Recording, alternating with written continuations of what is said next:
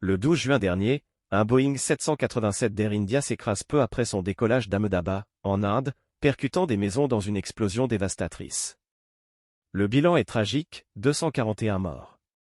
Pourtant, un homme, Vishu Kumar Ramesh, un Britannique d'une quarantaine d'années, en réchappe, blessé mais capable de marcher. Son frère, interrogé par la BBC, confie son incrédulité face à ce miracle. Comment survivre à une catastrophe qui semble ne laisser aucune chance? Cet événement soulève une question fascinante, la survie dans un crash aérien relève-t-elle du pur hasard ou de facteurs scientifiques identifiables? L'histoire de Ramesh n'est pas un cas isolé. En 1987, le vol Northwest Airlines 255 s'écrase au décollage, tuant 154 personnes. Une seule survivante, une fillette de 4 ans.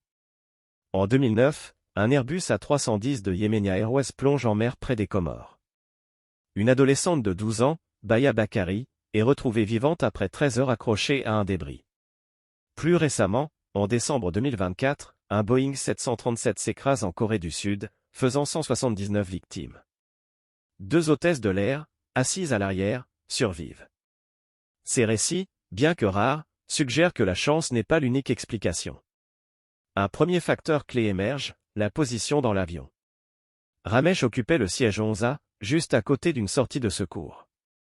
Dans le crash coréen, les survivantes étaient à l'arrière, loin du point d'impact à l'avant.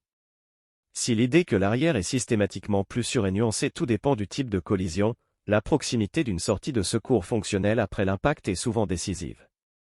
Les données montrent que pouvoir évacuer rapidement, avant que le feu ou la fumée toxique ne se propage, augmente les chances de survie.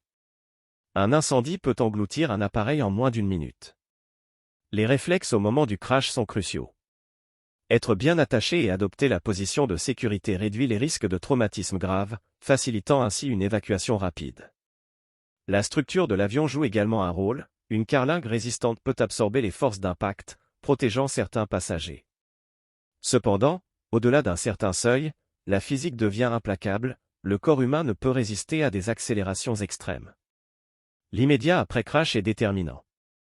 La fumée toxique et les flammes représentent le danger principal. Une sortie proche et accessible peut faire la différence entre la vie et la mort.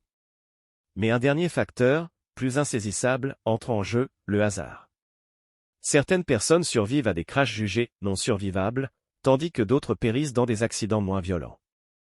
Cette part d'imprévisible fascine et interroge.